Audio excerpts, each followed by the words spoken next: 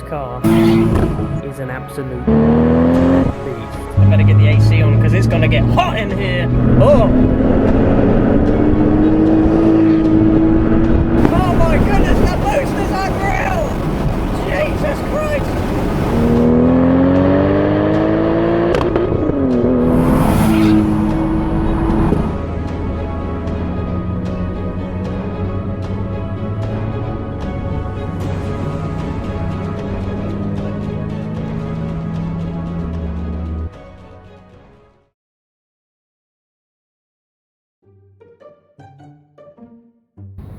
Yeah. I hear a lot of Supra owners saying, oh, it's Velside, you've ruined it now. The front bumper looks like a fish's face with a big fish mouth. Do you know what I say to you Supra owners that don't like Velside? F*** you, alright? F*** you, yeah? This is a sick car. I don't think there's many people that would like to drive this around, you know, and get out of that. You drive this down the street, and every head's turning. I don't know what that is. Is that a Lamborghini? What has this guy done? What has he done to this car? So, modifications. We have the Ganador wing mirrors. I'm not entirely sure if you can buy those anymore. I don't know. I don't care. I got them on the car. So, the wheels are Rays GTC Phase 1 Bulk Racing. They are 19-inch, 9.5J on the front by 10.5J on the rear. The fronts are running 245 40 19 and the rears are running 285 40 19. The Michelin Pilot Super Sports I've found, I don't know, they just seem to work. They seem to work, like it puts the power down, as you will see shortly. There's a wasp, man, get off me. Out the way. Looking at the car, this is a Velside, not the Velside Fortune, just a normal Velside, but it is the wide arch version. All of the bodywork, except the front bumper, is blended.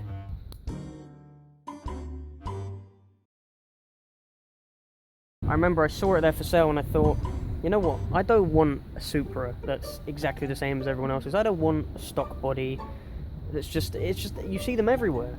And I thought, nah, I want to do something different. Even if the percentage of people don't like it, I like it, and it's fast, so that ticks my boxes. I still remember the day going to the Southampton docks to collect this car, and I remember from the very first time I saw it, it came past me and I saw the gold shimmer in the paint, and I immediately thought, oh my god, what have I done? What kind of mistake have I made here? I have nicknamed her Shinupra because of the big ghetto booty that this car possesses. Well,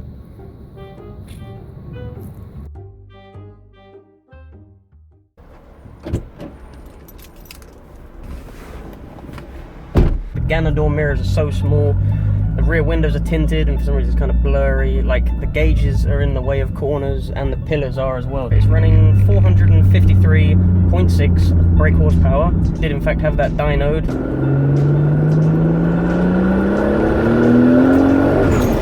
Jesus Christ, I forget how powerful this thing is. Now, let me talk a little bit about the Supra. So, this is 453 horsepower. Your standard Supra will come with probably around 326 horsepower. A lot of people say 280, but you know, it's always around the 380 mark, 326 mark. So, this has had the BPU setup on it.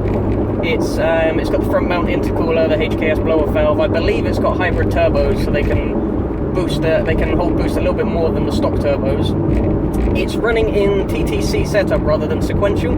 So when I say TTC, how it basically works is your two turbos both come on at around 4,500 RPM, as opposed to one coming on at, I think it's 3K, and then the second one at 4.5. So it kind of works like a single turbo. I mean, a lot of people don't like it this way because they say, you know, it's not the same feel as how a Supra should be. But me personally, I like it. I like it because around town, it basically runs as a non-turbo unless you know, boost it. So you can get much better mileage around town. You might be able to hear the donking in the back, like it's really clunky. That's because I have an ATS carbon differential, and it's a two-way differential. So it's kind of like I suppose like a drift differential. It almost feels welded. So when I'm going around corners, I get the real. So if you can hear the sound, that's what that is. If you ever hear any donking, it's that. It's kind of a pain in the arse because I have to change the oil in it every 2,500 miles. It's only 25 pounds. Saying that is a very good differential. When I let go of the clutch, it just bites. It really goes, and you get a little bit of understeering corners, but other than that, you can literally just drift it, burn out, whatever you want really, and you can just throw it at it. I mean, that comes coupled with my twin plate clutch that I have in the car.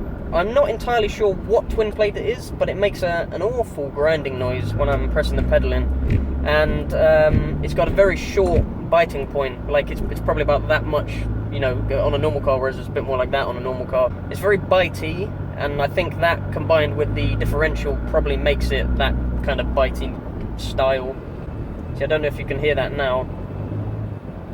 That's the clutch making that grinding noise. And as you can see, it's very on-off, really. If we talk a little bit about the suspension, now it has the Time Super Street suspension, I do believe. It's a very clunky suspension. It's very...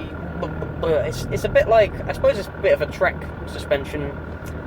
I mean, I don't drive this car daily, so it doesn't really bother me. All of these little bits, like the clutch, the diff, the suspension, they would if it was a daily driver, but because it's not, they don't bother me too much. If I was going to drive this daily, I would definitely get those things changed. I mean, I've heard with my differential it can be tuned to an extent, so I can kind of change it about so it's not as clunky, but I'm just going to leave it because it's fine. I like the way it came like this from Japan, so I'm just going to leave it like this. I like the whole JDM styling.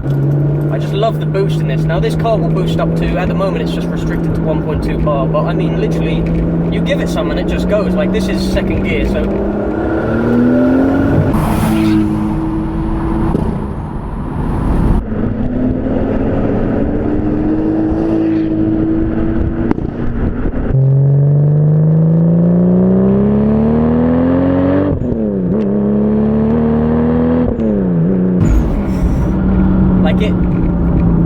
It gives you some seat suction in second gear, my lord. The blower valve you can hear is the HKS SSQV blower valve.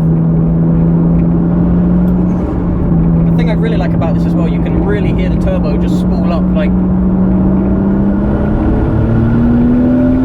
The exterior is just so eye-grabbing. Like, when you're driving down the motorway, nearly everyone is staring, especially when it's in the sunlight like it is today. A lovely, beautiful day. It's got that gold pearl shimmer, and it just looks absolutely epic. It looks so good. This is the weirdest interior I've ever seen. Like, I suppose probably not the weirdest, but I mean it's a very weird interior. Everything is angled towards you, so you hear a lot of people say it looks like a fighter jet pit. So you've got all the radio, all the knobs angled towards you, all the gauges are literally pointing at you. I've got a Momo race steering wheel on here.